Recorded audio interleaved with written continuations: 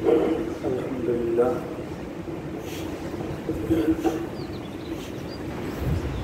الحمد لله وكفى والصلاة والسلام على سيد الأنبياء وعلى آله وأصحابه الأتقياء وعلى أولياء أمته والصلحاء ونشهد أن لا إله إلا الله وحده لا شريك له ونشهد أن سيدنا ومولانا محمدًا عبده ورسوله أما بعد وقال الله تعالى في القرآن الحكيم أعوذ بالله من الشيطان الرجيم بسم الله الرحمن الرحيم وأحيط بثمره فأصبح يقلب كفيه على ما أنفق فيها وهي خاوية على عروشها ويقول يا ليتني لم أشرك بربي أحدا ولم تكن له فئة ينصرونه من دون الله وما كان منتصرا هنالك الولاية لله الحق هو خير ثوابا وخير عقبا صدق الله مولانا العلي العظيم وبلغنا نبيه ورسوله الكريم محترم احباب، قرآن حکیم کھولا ہے 15واں سپارہ سورۃ الکہف کا ایک مقام سامنے آیا ہے۔ جو مقام سامنے آیا ہے اسی سے میں نے چند آیات مبارکہ تلاوت کی ہیں۔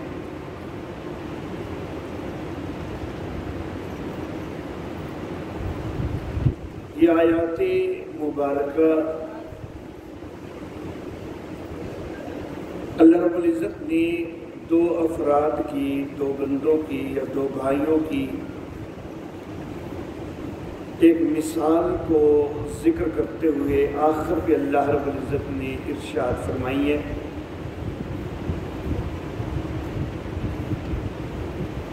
اللہ رب العزت نے جو دو بندوں کی، دو بھائیوں کی مثال ذکر کی ہے،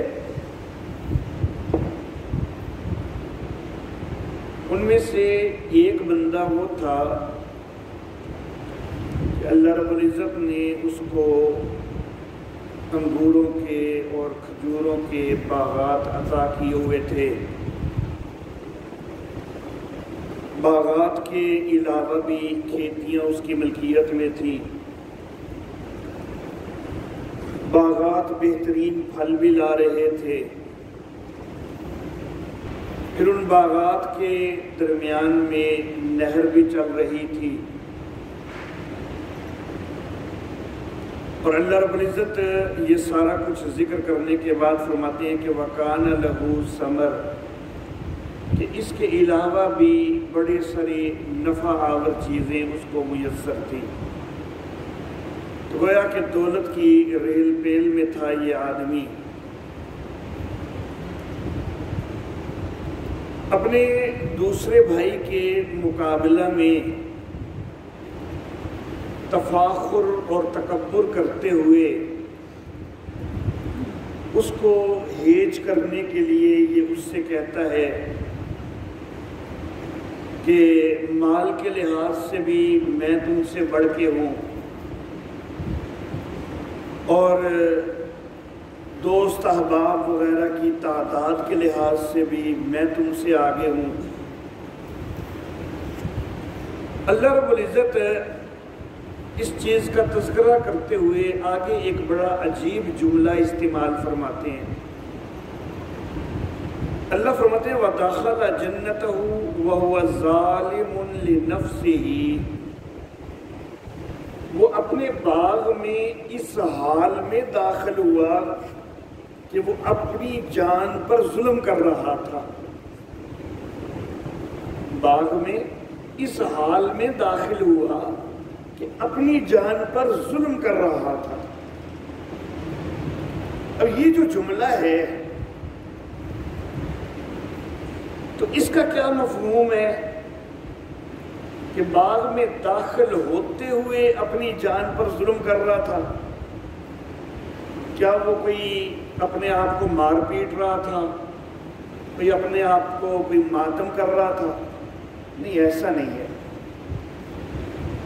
باغ میں داخل ہوتے ہوئے جو اپنی جان پر ظلم کر رہا تھا نا، تو یہ وہ ظلم ہے کہ جس کو اللہ رب العزت نے فرمایا کہ ان الشرک لظلم عظیم، بے شک شرک جو ہے وہ سب سے بڑا ظلم ہے۔ تو یہ بھی باغ میں داخل ہوتے ہوئے یہ بڑے ظلم میں مبتلا تھا، یہ بہت بڑا ظلم کر رہا تھا۔ کیسے؟ شرک والا ظلم اس انداز میں کر رہا تھا کہ باغ میں داخل ہو رہا ہے نا، تو اس باغ کی نسبت اللہ کے علاوہ غیروں کی طرف کر رہا ہے کہ دیکھو میں اللہ کے ولیوں کا ماننے والا ہوں نا، تو بزرگوں نے مجھے دیکھو کیا کچھ عطا کیا ہوا ہے۔ حالانکہ عطا تو اللہ ہی کی طرف سے ہوتی ہے، لیکن یہ نسبتیں کر رہا تھا غیر اللہ کی طرف، شرک کر رہا تھا۔ اور جو شرک کرتا ہے وہ اپنے آپ پر ظلم کرتا ہے، کیونکہ ظاہر بات ہے کہ شرک کا انجام یہ ہے کہ اس نے ہمیشہ کے لیے جہنمی ہو جانا ہے اگر شرک کی حالت پر ہی وفات آ گئی۔ اللہ اللہ۔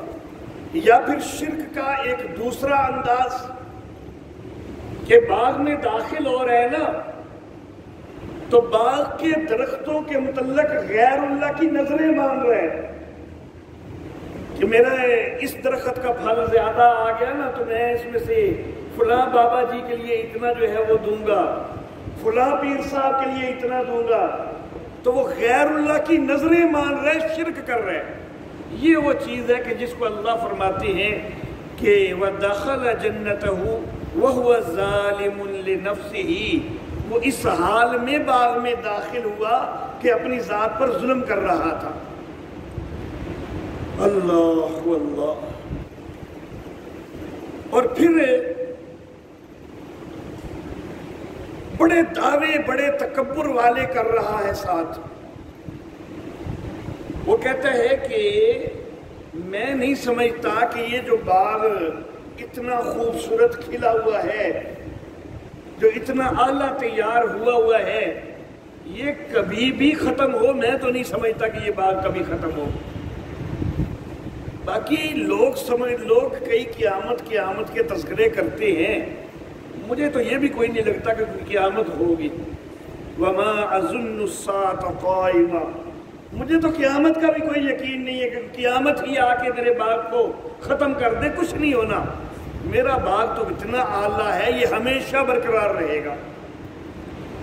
اللہ اللہ۔ اور لوگ تذکرے کرتے ہیں نا کہ قیامت آنی ہے تو اس کے بعد اللہ کی بارگاہ میں پیش ہونا ہے۔ اول تو مجھے یقین کوئی نہیں ہے، لیکن چلو اگر میں اللہ کی بارگاہ میں پیش بھی ہو گیا نا، تو دنیا میں بھی تو میں اتنا مالدار ہوں، تو وہاں پر بھی مجھے بڑا کچھ ملے گا۔ یہ ساری باتیں اللہ رب العزت نے یہاں پر اس مثال کے اندر ذکر فرمائی ہیں۔ اللہ اللہ۔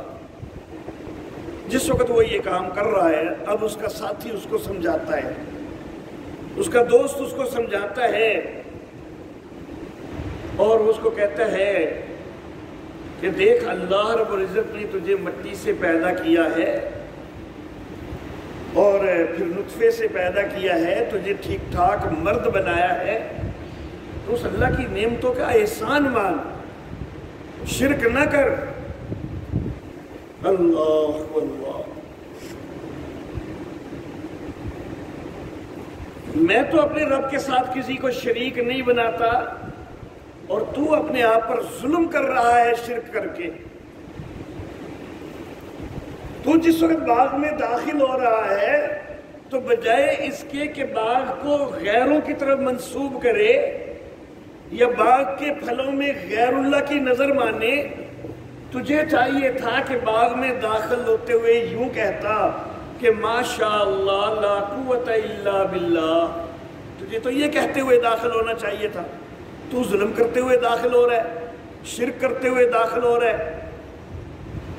اللہ اللہ، باقی جو تو میرے اوپر فخر جتا رہا ہے نا کہ میرے پاس مال کم ہے، میری اولاد کم ہے، تو ممکن ہے کہ میرا رب مجھے تیرے اس باغ سے بھی بہتر عطا کر دے، اور یہ جو تیرا باغ ہے ممکن ہے اللہ اس کو تباہ و برباد کر کے رکھ دے۔ اللہ اللہ، یا اللہ اس کا پانی جو ہے وہ ختم کر دے اور تو پانی کو طلب نہ کر سکے۔ یہ اس کا دوست اس کو سمجھا رہا ہے کہ شرک سے باز آ جا اور اللہ سے لو لگا، باغ کے پھلوں کی نسبت اللہ کی طرف کر، لیکن وہ اپنے کفر پر قائم ہے، وہ اپنے کفر پر قائم ہے۔ تو پھر اللہ فرماتے ہیں وَأُحِيطَ بِثَمَرِهِ، کہ جس وقت وہ اپنے کفر پہ قائم رہا ہے تو اللہ رب العزت نے اس کے پھلوں کو گھیر لیا، یعنی اس کا سارا پھل ضائع کر دیا گیا۔ فَأَصْبَحَ يُقَلِّبُ كَفَّيْهِ، ہاتھ ملتا رہ گیا، عَلَى مَا أَنفَقَ فِيهَا، اس پر کہ جو اس باغ پہ خرچ کیا تھا۔ یہ کہہ رہا تھا نا میں تو سمجھتا ہوں کہ یہ کبھی ختم ہونے والا ہے ہی نہیں باغ، قیامت بھی کوئی نہیں آنی کہ قیامت ہی آ کے اس کو ختم کر دے، کچھ بھی نہیں ہونا۔ کہتے میرے پیران دی بڑیاں بڑیاں جڑیاں نے میرے تے عنایتاں نے یہ انہاں دتا ہے تے یہ کیویں ختم ہو جانا ہے۔ تو اس وقت تو شرک کر رہا تھا، پیروں کی طرف منسوب کر رہا تھا، ولیوں کی طرف منسوب کر رہا تھا کہ یہ فلاں بابا جی کی عطا ہے، فلاں بابا جی کی عطا ہے، لیکن جس وقت اس کا سارا پھل تباہ ہوا ہے تو اب کہتا ہے کہ یار میں اتنا خرچہ کیتا ہے سی، اب خرچے یاد آنے لگے ہیں۔ پہلے کہتا تھا بزرگوں کی عطا ہے، اور اب اپنے خرچے کو رو رہا ہے کہ میں نے اتنا اس پہ خرچ کیا ہوا تھا، یہ سارا خرچ ضائع ہو گیا، اور وہ باغ جو ہے وہ تو سارا گرا پڑا تھا۔ اس وقت وہ کہنے لگا یا لیتنی لم اشرک بربی احدا، ہائے کاش میں اپنے رب کے ساتھ کسی کو شریک نہ بناتا۔ اللہ اللہ، اللہ فرماتے ہیں کہ اس کی کوئی جماعت مددگار نہ بن سکی، نہ ہی اس کی کوئی مدد ہو سکی۔ ہنالک الولایۃ للہ الحق، تو یہ ساری جو مثال دی ہے نا، تو یہاں سے ثابت ہوا کہ ولایت سچے اللہ ہی کے لیے ہے، کارسازی صرف اللہ ہی کے لیے ہے، کسی اور کے لیے کارسازی کے اختیارات نہیں ہیں۔ اللہ اللہ، حضرت شاہ ولی اللہ رحمہ اللہ انہوں نے ہنالکا کا ترجمہ یہاں پر یہ کیا ہے کہ پس اینجا ثابت شد، کہ یہاں سے پھر ثابت ہو گیا کہ کارسازی کے اختیارات اللہ ہی کے لیے ہیں، کسی اور کے لیے نہیں ہے۔ وہ خیر ثوابا وخیر عقبا، وہی بہتر بدلے دینے والا ہے، وہی بہتر انجام والا ہے۔